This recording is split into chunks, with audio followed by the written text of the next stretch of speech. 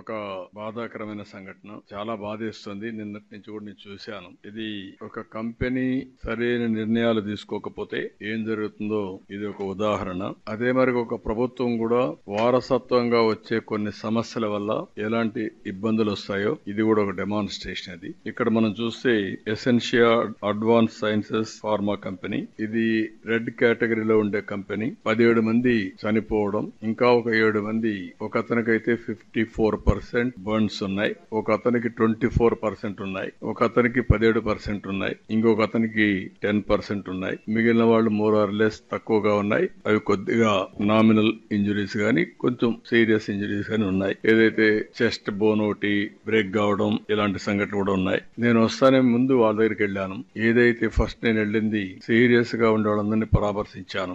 ఆ తర్వాత హాస్పిటల్కి వెళ్లి ఎవరైతే హాస్పిటల్లో డెడ్ బాడీస్ అన్ని పోస్ట్ మార్టం వచ్చి కుటుంబ సభ్యులు బాధితులు వచ్చారు వాళ్ళని పరామర్శించాను, ఓదార్చాను. కానీ కొన్ని సంఘటనలు చూస్తే చాలా బాధేస్తుంది. 4 నెలల ప్రెగ్నెంట్, లేకుంటే ఒక బాబు కూడా 2 ఏళ్లు కూడా కాలేదు మ్యారేజ్ అయ్యి అతను చనిపోయి ఆ అమ్మాయిని చూస్తే చాలా బాధేస్తుంది. ఇలాంటి సంఘటనలు చాలా సంఘటనలు, ఒక హృదయ విదారకమైన సంఘటనలు జరిగాయి. అవి చూసిన తర్వాత వాళ్ళందరితో మాట్లాడి ఒక భరోసా ఇచ్చి మొత్తం అనౌన్స్మెంట్ కూడా మీరు ఒకసారి చూస్తే బాధితులందరికీ, చనిపోయిన వాళ్ళందరికీ 1 కోటి రూపాయలు ఆర్థిక సహాయం చేయడం, సీరియస్ గా ఇంజురీ అయిన వాళ్ళకి 50 లక్షలు ఇవ్వడం, లైట్ ఇంజురీస్ ఉంటే అలాంటి వాళ్ళకు కూడా 25 లక్షలు ఇవ్వడం, ఈ 3 కేటగిరీస్ కింద అనౌన్స్ చేశాం. ఈ రోజే ఎవరైతే చనిపోయారో వాళ్ళందరికీ చెక్కులు కూడా డిస్ట్రిబ్యూట్ చేస్తారు. మిగిలిన వాళ్ళు కూడా ఇమీడియట్ గా డిస్ట్రిబ్యూట్ చేయమని ఆదేశాలు ఇచ్చాను. అవి కూడా ఇమీడియట్ గా ఇస్తాం. అయితే మనం ఆర్థిక సహాయం చేయొచ్చు గాని కుటుంబాలు తేలేం. ఆ కుటుంబానికి ఎవరైతే ఆధారంగా ఉంటారో, ఎవరైతే ఆ కుటుంబానికి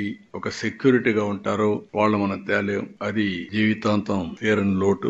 లాస్ట్ 5 ఇయర్స్ లో 1924 మొత్తం ఇక్కడికి వస్తే దగ్గర 119 ఇన్సిడెంట్ జరిగాయి విశాఖపట్నం. అందులో 120 మంది చనిపోయారు. 1920లో 4 జరిగాయి, 21లో దగ్గర 3 జరిగాయి, 22లో 4 జరిగాయి, 23లో మళ్ళీ 22లో 24, 21, 3, 22, 4, 23, 5. ఇప్పుడు వచ్చే కొందికి అచ్యుతాపురం ఒకటి. ఇంత మునిపే ఏప్రిల్లో మళ్ళా ఒక ఇన్సిడెంట్ జరిగింది. ఎల్జీ పాలిమర్స్ జరిగినప్పుడు ఒక దానికి దీనికి డిఫరెన్స్ మీరు చూస్తే అది పాయిజనస్ కెమికల్. ఇక్కడ పాయిజనస్ కెమికల్ కాదు గాని ఎక్స్ప్లోజివ్ కెమికల్. ఆ బిల్డింగ్ మనం చూసాం, చాలా భయంకరం. వాల్స్ ని లేపుకుంటూ అక్కడ ఉండే మనుషులు కూడా తీసేపోయి ఆ గోడకు పైన ఆ ఫెన్సింగ్ మీద పడేసే పరిస్థితి వచ్చింది. అంటే అంత పవర్ఫుల్ బ్లాస్ట్ అయ్యే పరిస్థితికి వచ్చింది. దీన్ని చూసినప్పుడు అక్కడ సంఘటనల్ని మీరు ఎగ్జామిన్ చేశారు కాబట్టి నేను మాట్లాడడం లేదు డీటెయిల్స్ అన్ని.